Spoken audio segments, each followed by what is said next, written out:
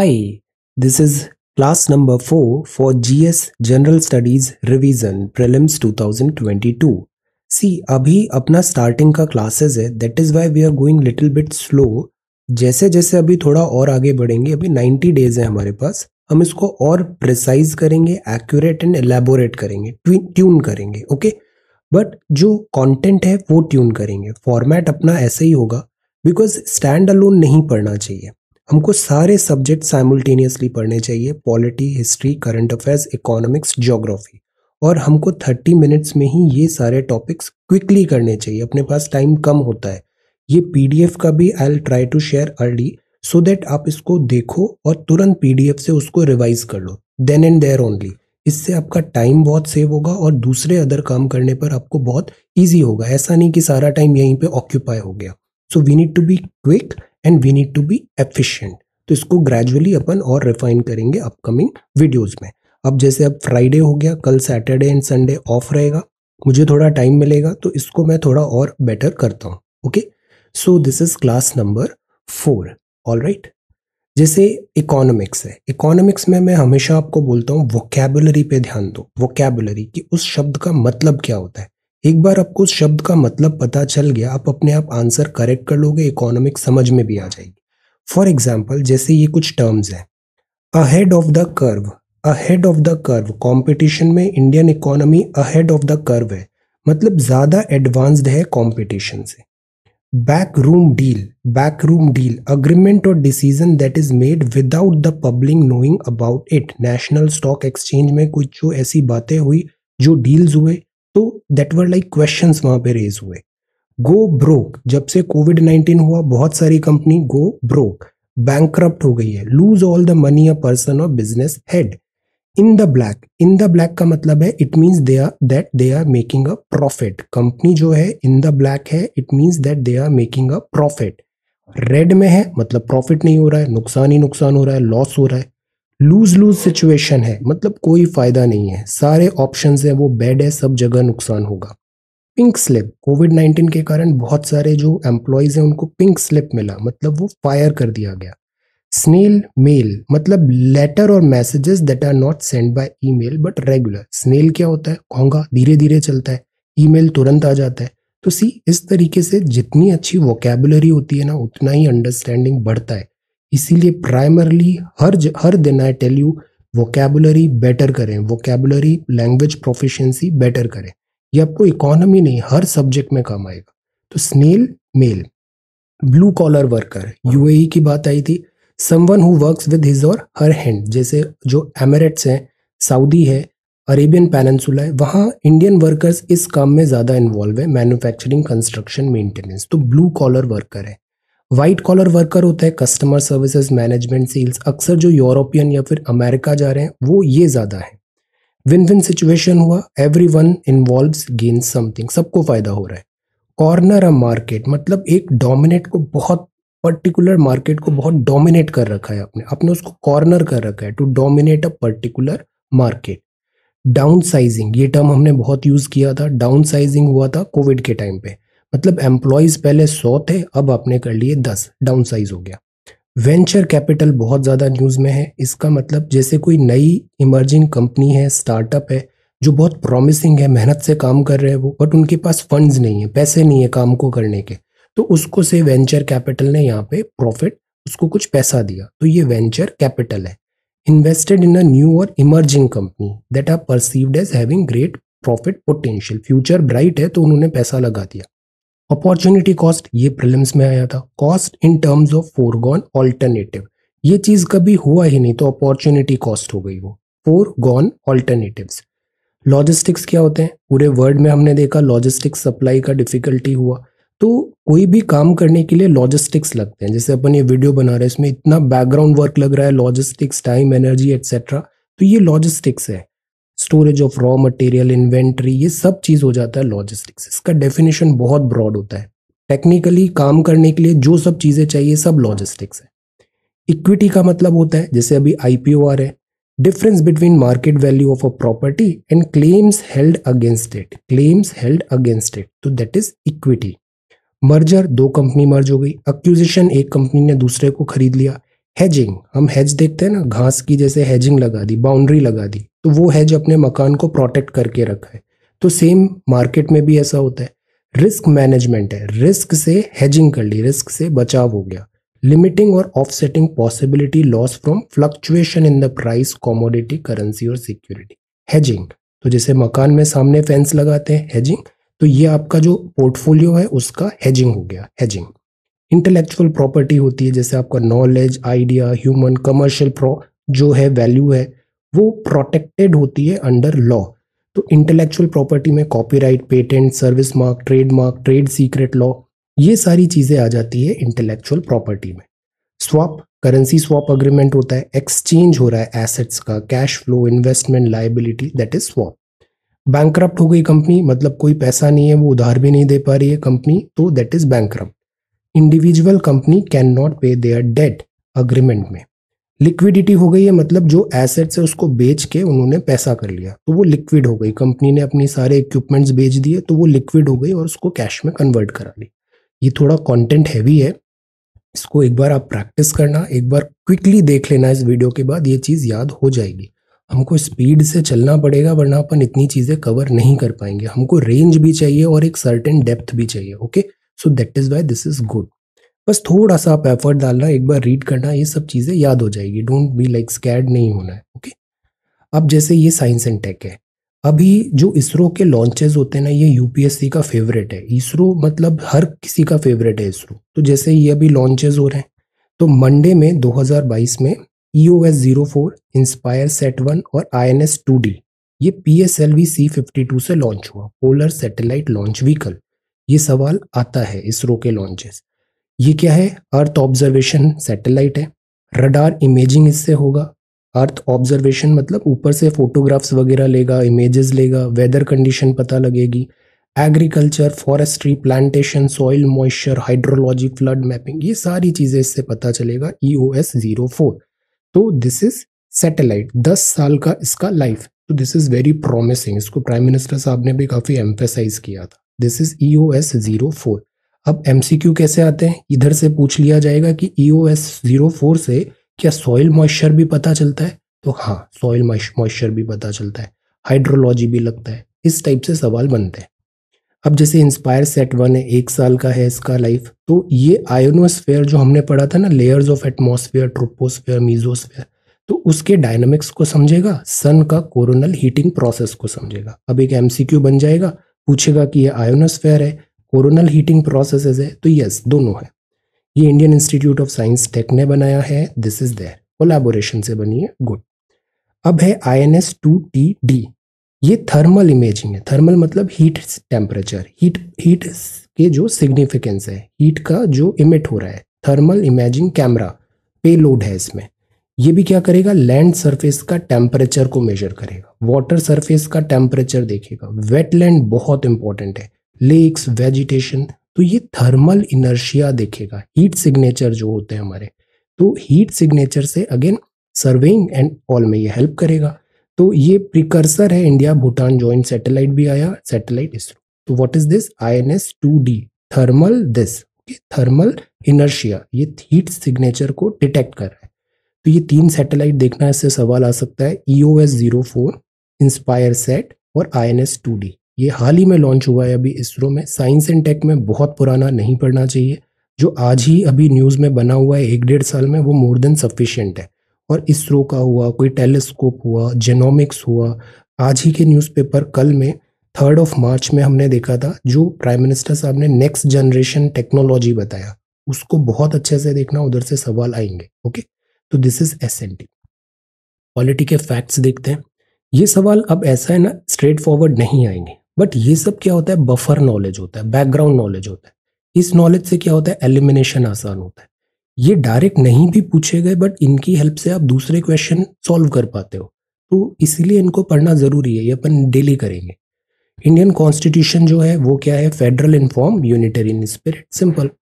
जनवरी 26 क्यों सेलेक्ट किया inauguration of constitution day में? बिकॉज इसी दिन इंडिपेंडेंस डे बना था 1930। किस रिवर में हुआ था? टेल। दिस इज लाइक एक सेशन हुआ था इंडिपेंडेंस डे, जब ये माना गया था कि 26 जनवरी हम अपना हमारा खुद का गणतंत्र होगा, खुद का कॉन्स्टिट्यूशन होगा। ये जो है people of India gave the constitution, तो किसको दिया है? खुद को दिया है। हमने खुद अपना कॉन्स्टिट्यूशन बनाया और खुद ही को वो गिफ्ट कर दिया, तो दिस इज देमसेल्व्स। प्रीएम्बल जो है ड्राफ्टिंग कमेटी के सामने किसने प्रेजेंट किया था? पंडित जवाहरलाल नेहरू जी ने। इंडिया एक sovereign socialist secular democratic Republic है, ये प्रीएम्बल के वर्ड्स हैं। प्रीएम्बल का हर शब्द इंपॉर्टेंट है।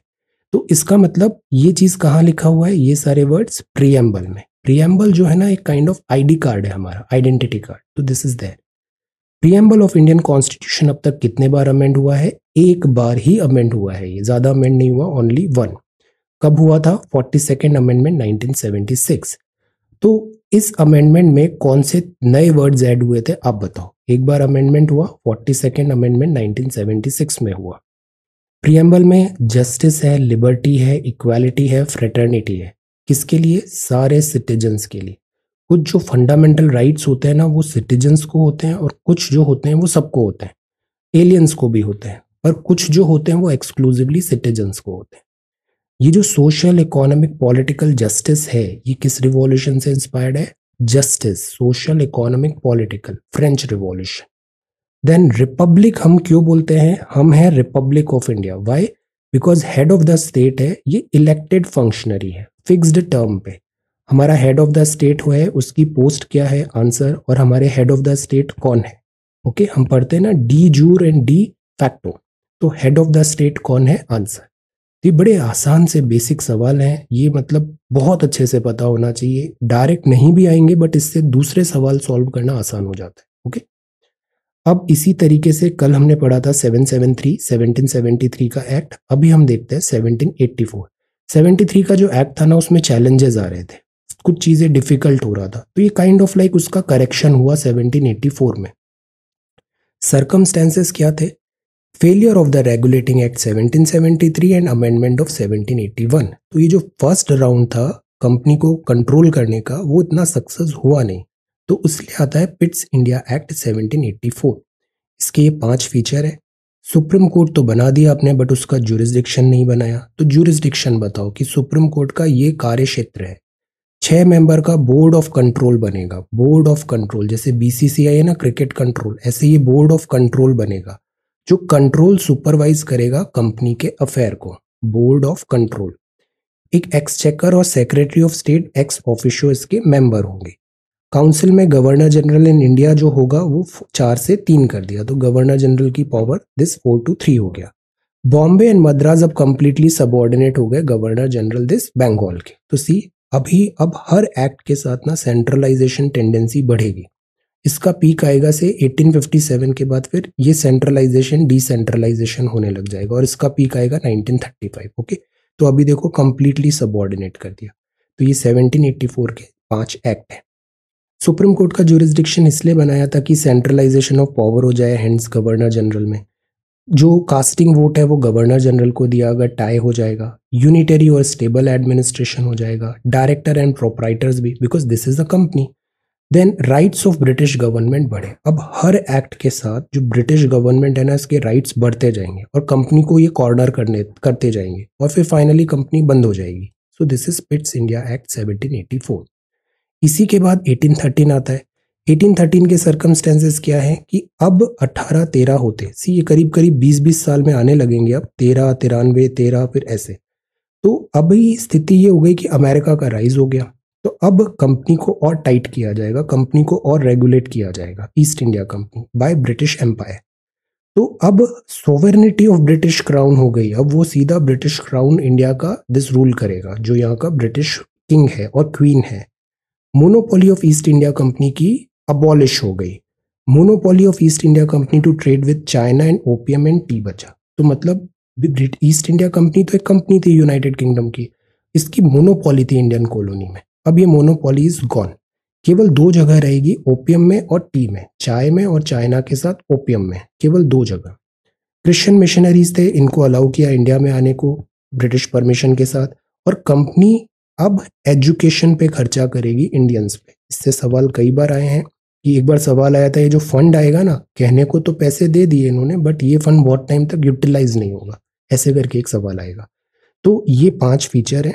सोवेनिटी ब्रिटिश क्राउन हो जाएगा, मोनोपोली खत्म होगी accept China opium and T, Christian missionaries और एजुकेशन ऑफ इंडियंस में अब पैसे खर्च होंगे।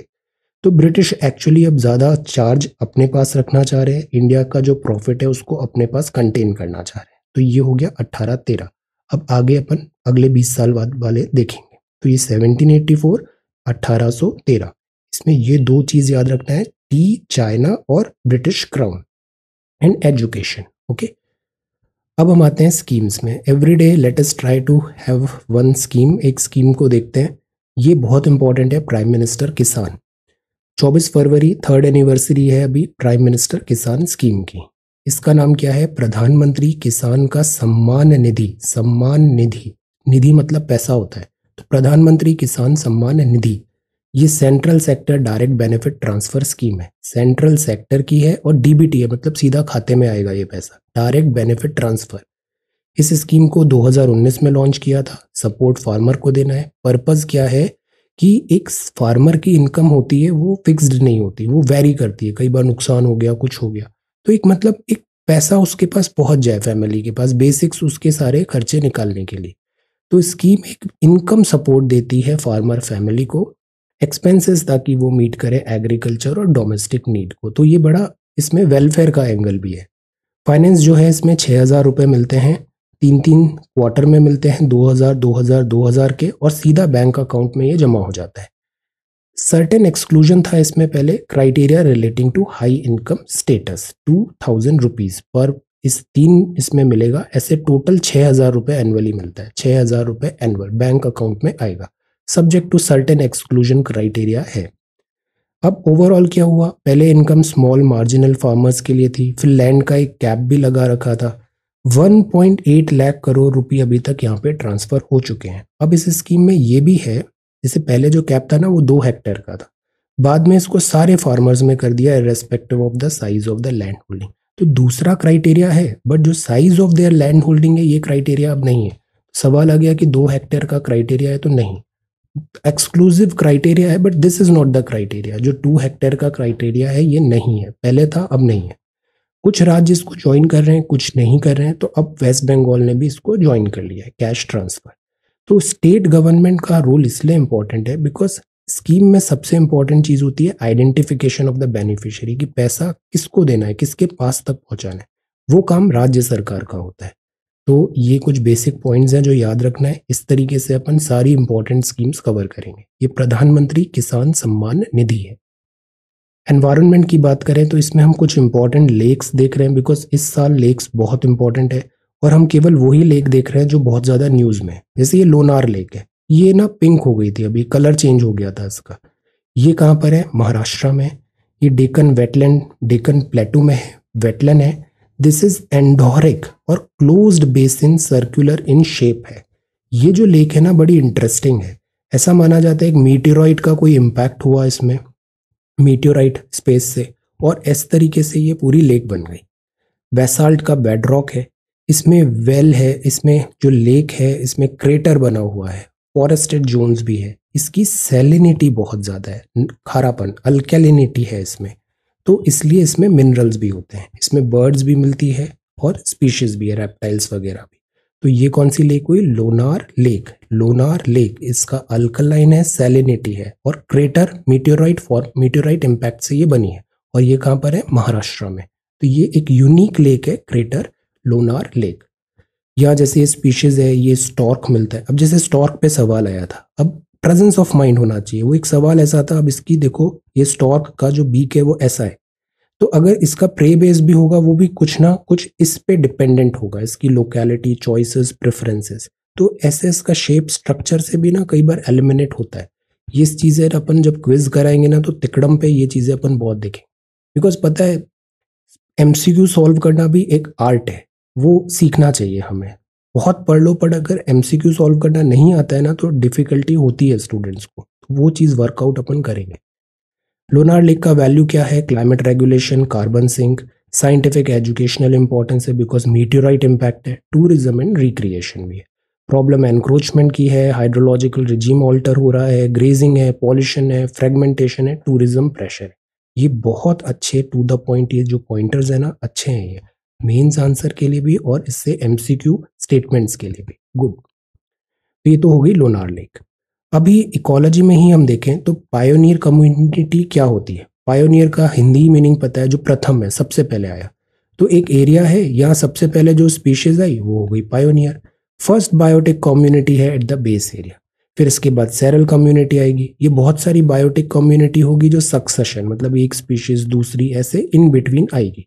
फिर एक क्लाइमेक्स कम्युनिटी आएगी जो मतलब पीक आ गया है, स्टेबल है, सेल्फ परपेचुएटिंग है, और final biotic community. First, in between, final, pioneer, seral and climax, ऐसा होता है।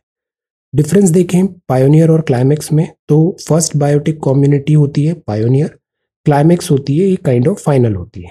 ये प्रीवियसली बेयर मतलब खाली था, वो निर्जन था, वहां पे ये आई। और ये जो होती है वो पहले से ऑक्यूपाइड था, इवोल्यूशन के बाद क्लाइमेक्स आया। फ्यूवर स्मॉल साइज्ड ऑर्गेनिज्म, बहुत बेसिक बेसिक चीजें होगी, ये बड़ा एडवांस्ड होंगे। ये हॉस्टाइल, जो पहले वाला एरिया है वो सूटेबल नहीं था, इन्होंने तो शुरुआत किया, बट इनके लिए चीजें फेवरेबल होती है। इनका लाइफ स्पैन यूजुअली शॉर्ट होता है, जो क्लाइमेक्स है इनका ज्यादा होता है, ग्रोथ फास्ट होती है, पर ये मर भी जाते हैं, इनकी ग्रोथ स्लो होती है। तो पायोनियर होती है, फिर सेरल आती है, फिर क्लाइमेक्स आती है। ओके, प्राइमरी सेकेंडरी सक्सेशन क्या होता है?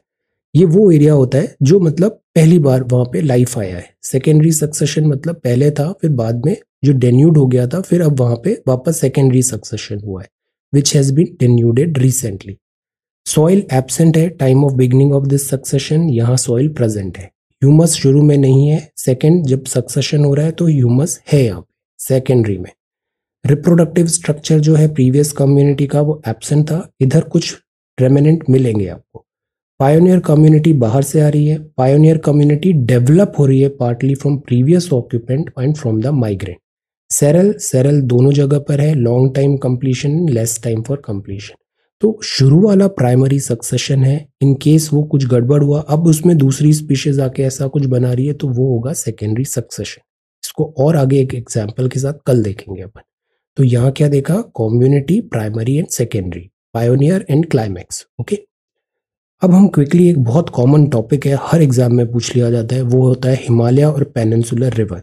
अब इसमें देखो स्ट्रक्चरिंग, देखो हेडिंग्स के अकॉर्डिंग हमने इसको एस्टैब्लिश किया है, दोनों का डिफरेंस, ये अच्छी स्ट्रैटेजी होती है। जैसे प्लेस ऑफ ओरिजिन, हिमालय नाम में ही लिखा है, Himalayan mountain covered with glaciers हो गया। पेनिनसुलर है, ये प्लेटू में है, सेंट्रल हाईलैंड में।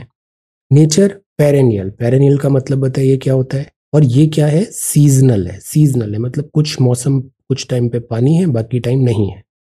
टाइप ऑफ ड्रेनेज, ये जो चैप्टर है ना, ये भी कल जो पीडीएफ मैंने भेजा था ड्रेनेज का, उसको एक बार आप पढ़ लो, आपका हर सवाल तैयार हो जाएगा इस रिवर से रिलेटेड, वो इतना इंपॉर्टेंट है। और उसका हिट रेशियो भी बहुत अच्छा है, ऑलमोस्ट 9 आउट ऑफ 10 क्वेश्चन उसी से आते हैं। तो जैसे ये है antecedent consequent leading to dendritic pattern, इसको मैं कल और अच्छे से इनका बता दूंगा, एंटीसीडेंट क्या होता है, डेंड्रेटिक क्या होता है, टाइप्स ऑफ ड्रेनेज। ये पेनिनसुलर है, यहाँ सुपर इम्पोज्ड है। रिजुविनेटेड मतलब फिर से इमर्ज हुई। Trellis, radial and rectangular pattern, इसको I will cover tomorrow. Okay, इसको डिटेल में। बेसिन हिमालय का बड़ा होता है, पेनिनसुलर का छोटा है। रिवर्स डीप वैली बनाती है, लुक एट हिमालय, यहाँ पे शैलो होती है डेक्कन में।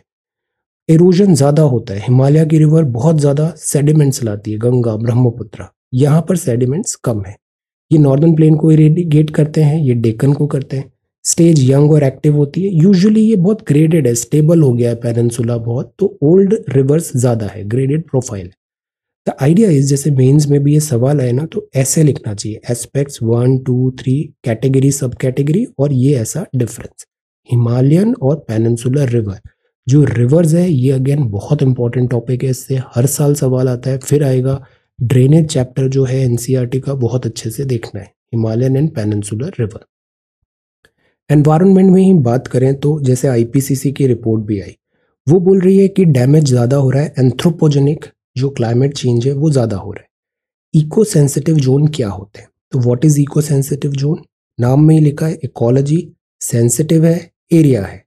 तो एरिया अराउंड प्रोटेक्टेड एरिया, जहाँ पे स्पेशल अटेंशन चाहिए फॉर कंजर्वेशन, क्योंकि उनका landscape, wild life, biodiversity, historical और कुछ नेचुरल वैल्यू है।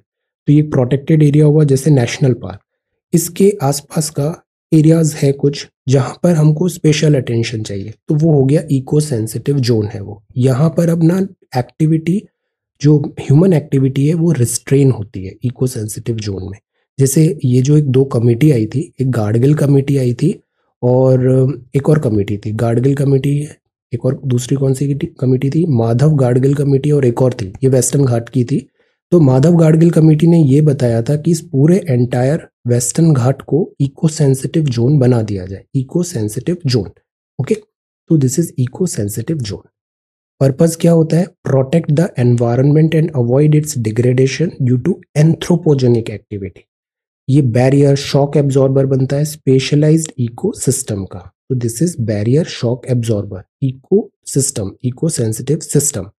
ये एक ट्रांजिशन जोन की तरह काम करता है, higher protection to areas involving lesser protection. तो ये बड़ा इंपॉर्टेंट पॉइंट होता है eco sensitive zone, eco sensitive zone. अब ये जो इको सेंसिटिव जोन है, ऑब्जेक्टिव क्या है, रेगुलेट करे डेवलपमेंट एक्टिविटी। जैसे ये जो है ना पूरा वेस्टर्न घाट, यहाँ माइनिंग बहुत होती है, यहाँ पे डेवलपमेंट बहुत हो रहा है, रिजॉर्ट्स बन रहे हैं एक्सेट्रा, तो उससे नेचर डिस्टर्ब हो रही है। तो सस्टेनेबल डेवलपमेंट को हम करें, needs and aspiration of local people को अपन हेल्प करें।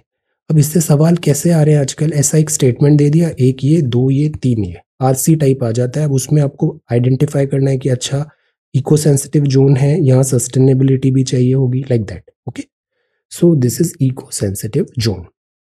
यूनेस्को की बात करें तो यूनेस्को बहुत इंपॉर्टेंट है, हाल ही में इसमें कुछ नए एडिशन हुए हैं, इससे सवाल आ सकते हैं। वर्ल्ड हेरिटेज साइट एक लैंडमार्क एरिया होता है जिसको लीगल प्रोटेक्शन मिला है यूनेस्को का, इंटरनेशनल कन्वेंशन यूनेस्को। यूनेस्को क्या है, United Nation educational scientific and cultural organisation. UNESCO में कल्चरल, हिस्टोरिकल, साइंटिफिक सब सिग्निफिकेंस है। Cultural and natural heritage around the world consider to be outstanding value to humanity. इन सब चीज़ों को टैगिंग मिलती है यूनेस्को में। क्विकली इसको एक बार देखते हैं जल्दी से। ये यूएन है, ये वर्ल्ड हेरिटेज कन्वेंशन। इंडिया में कल्चरल साइट्स हैं, नेचुरल साइट्स हैं और मिक्स्ड है। तो कितनी हो गई, 32, 32 और 7 39 एंड दिस। ओके, तो this is Agra, Agra fort है, अजंता केव्स है। अब इसका एक होमवर्क करना जल्दी से, मैप जो है आपके पास एटलस, उसमें ये सारी साइट्स एक बार क्विकली देख लेना किस राज्य में है, क्या है। आगरा, अजंता, दिस इज नालंदा महाविहार बिहार में, बुद्धिस्ट मॉन्यूमेंट्स हैं सांची में, चंपानेर पावागढ़ है, this Chhatrapati Shivaji terminus, Shivaji Maharaj Victoria terminus 2004, churches and covenants of Goa, ये नया साइट है। Dholavira, Indus valley civilisation, IVC भी डिटेल में अपन थोड़े दिनों में पढ़ेंगे। धौलावीरा एक हड़प्पन साइट है 2021। एलिफेंटा केव, एलोरा केव, फतेहपुर सीकरी, ग्रेट लिविंग चोला टेम्पल है, हम्पी है, महाबलीपुरम है, पट्टदकल है। इन सब चीज़ों में ना इंटरेस्ट डेवलप करो, इन सब चीज़ों को कि कहाँ पर है, क्या कल्चर है, क्या फीचर है, आर्किटेक्चर क्या है। एक बार आपका इन सब चीज़ों में इंटरेस्ट आ गया ना, ये चीज़ें बहुत जल्दी याद होने लग जाएंगी सारी चीज़ें, और ये रिटेन भी रहेंगी। हिल्स ऑफ राजस्थान है, जैसे हिल फोर्ट्स है यहाँ पे, आमेर का किला वगैरह। हिस्टोरिक सिटी अहमदाबाद, ये 2017 में आया। हुमायूं टूम्ब है दिल्ली, जयपुर सिटी को 2019 में किया, पूरे शहर को ही इंक्लूड कर लिया। फिर काकटिया रुद्रेश्वरम टेम्पल है तेलंगाना, 2021 इंपॉर्टेंट। खजुराहो ग्रुप है, यहाँ भी डांस फेस्टिवल हो रहा है। महाबोधि टेम्पल बोध गया में है। माउंटेन रेलवे है, इन तीनों माउंटेन रेलवे का नाम बताइए, इंडिया में माउंटेन रेलवेज कहाँ कहाँ है, माउंटेन रेलवेज। कुतुब मीनार है, रान की वाव है पाटन गुजरात में, रेड फोर्ट है, रॉक शेल्टर है भीमबेटका, ये भी अगेन बहुत इंपॉर्टेंट साइट है। सन टेम्पल है, कोणार्क, ताजमहल है, वह ताज, ली कार्बोजियर का वर्क जो है, construction modern movement. Then Jantar Mantar है और विक्टोरियन गोथिक है, gothic and deco ensemble of Mumbai, ये 2018 की। तो ये सारी साइट्स है कल्चरल साइट्स।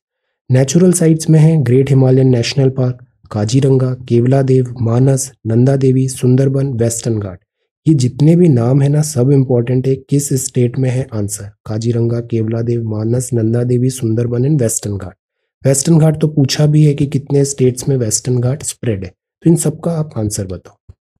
और मिक्स्ड में है कंचनजोंगा। ओके, तो ये सारी जो हो गई वो यूनेस्को की साइट्स है। थोड़ा कंटेंट हैवी हो गया है, इसको एक बार और रीड करना, याद हो जाएगा ये सारी चीज़ें। अमृत महोत्सव है और अमृत महोत्सव में स्वामी दयानंद सरस्वती जी का वर्क बहुत इंपॉर्टेंट है।